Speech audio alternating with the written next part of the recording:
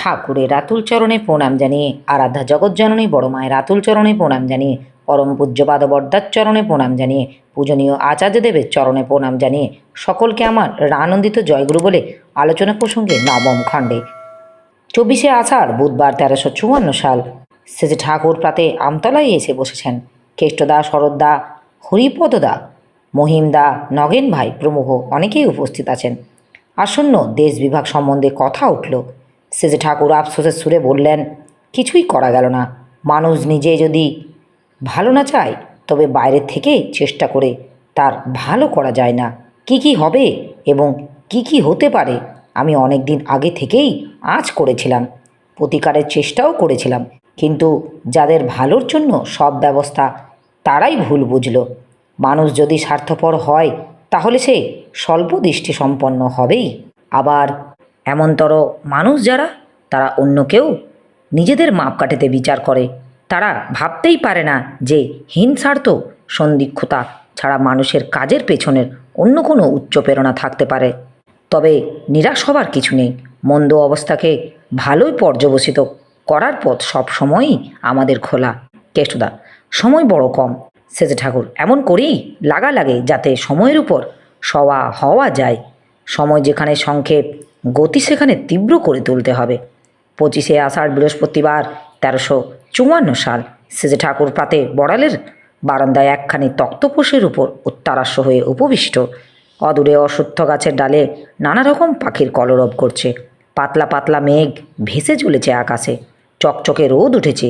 মৃদমধুর স্নিগ্ধ হাওয়া একটা আরামের আমেজ বয়ে আনছে। শান্ত সূক্ষ্মর পরিবেশ।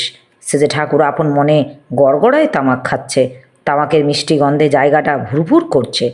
সবটা মিলিয়ে জীবনের এক অপরূপ সুধা স্বাদ যেন অসাধ্য হয়ে ধরা দিচ্ছে মানুষের কাছে।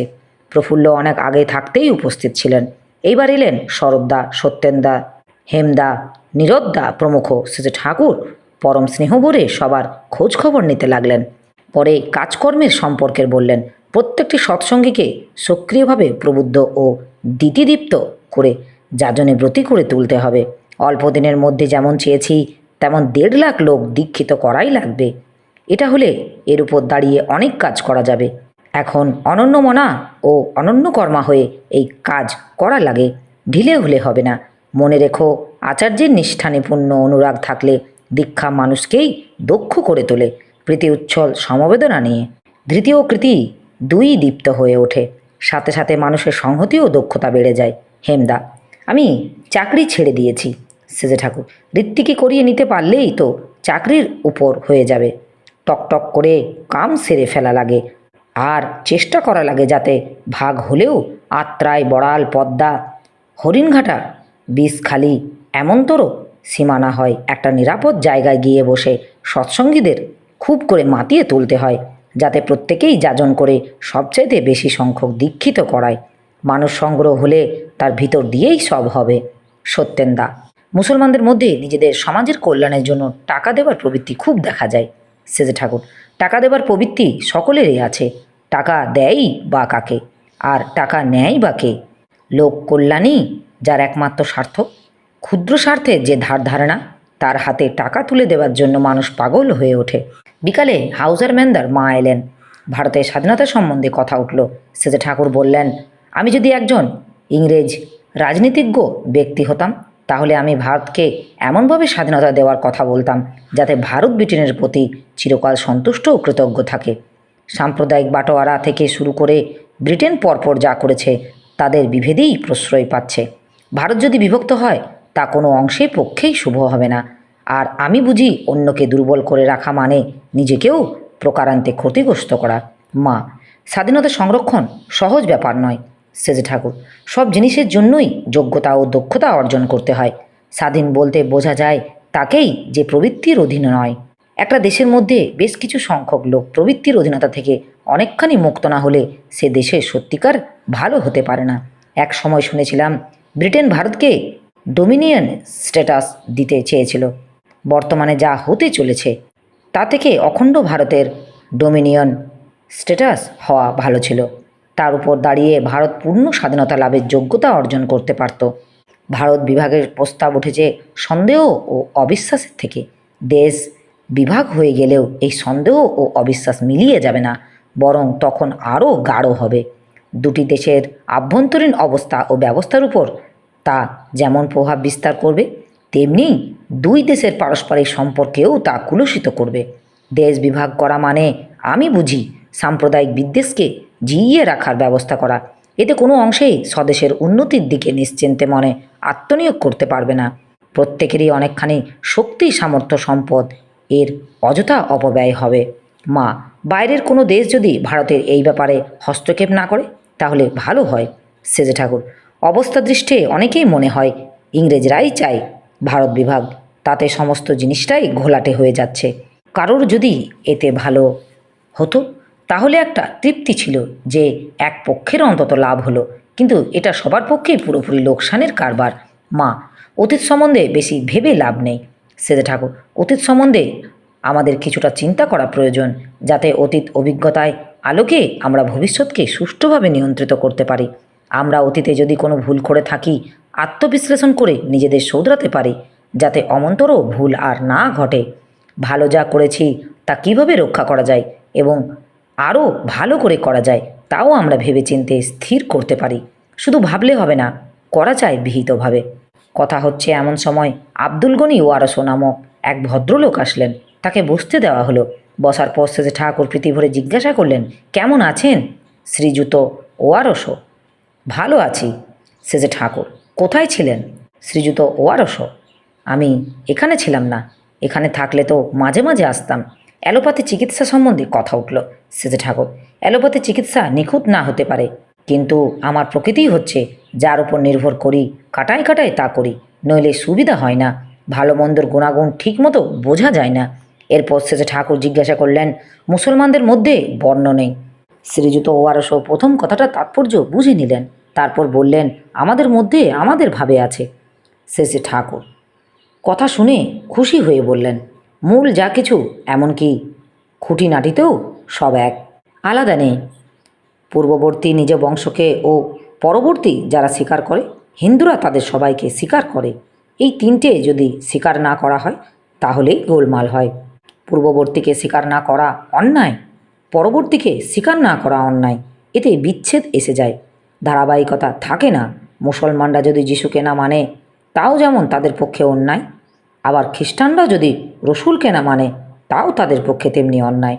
আমাদের শাস্ত্রে তাই বলে, প্রেরিত পুরুষ পূর্বে যারা এসেছেন তাদের প্রত্যেককেই যেমন মানতে হবে, বর্তমানেও যদি কেউ এসে থাকেন তাকেও তেমনি মানতে হবে, আর ভবিষ্যতে যারা আসবেন তাদের প্রত্যেককেও মানতে প্রস্তুত থাকতে হবে।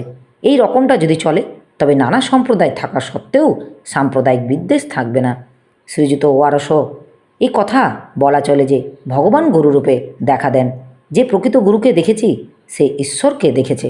সেজে ঠাকুর, এই যদি হয় তবে হিন্দু মুসলমান পরস্পর বিদ্বেষ করলে দুইয়েই কাফের হয়ে দাঁড়ালো। আমি যদি ইসলামের অনুবর্তী হতে চাই তাহলে আমাকে আজ নাম বদলাতে বলা হবে, কিন্তু রসুল তো তেমন কথা বলেননি। ইসলামকে যে কোনো লোকই নিজের বৈশিষ্ট্য অক্ষুণ্ণ রেখে অনুসরণ করতে পারে।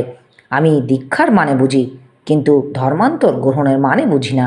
আমি বুঝি হজরত রসুলকে না ধরলে খোদাকে পাওয়া যায় না, আবার পীরকে না ধরলে রসুলকে পাওয়া যায় না।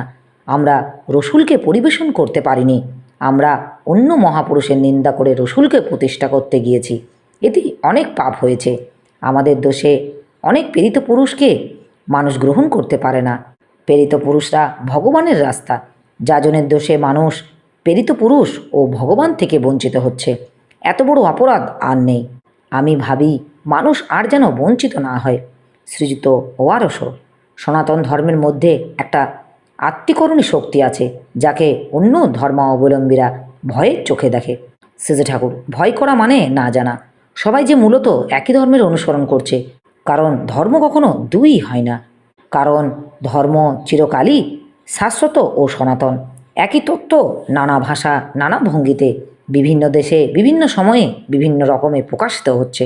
ধর্ম মানে তাই যা দিয়ে সত্তা সম্বর্ধনা বৃদ্ধিত হয়।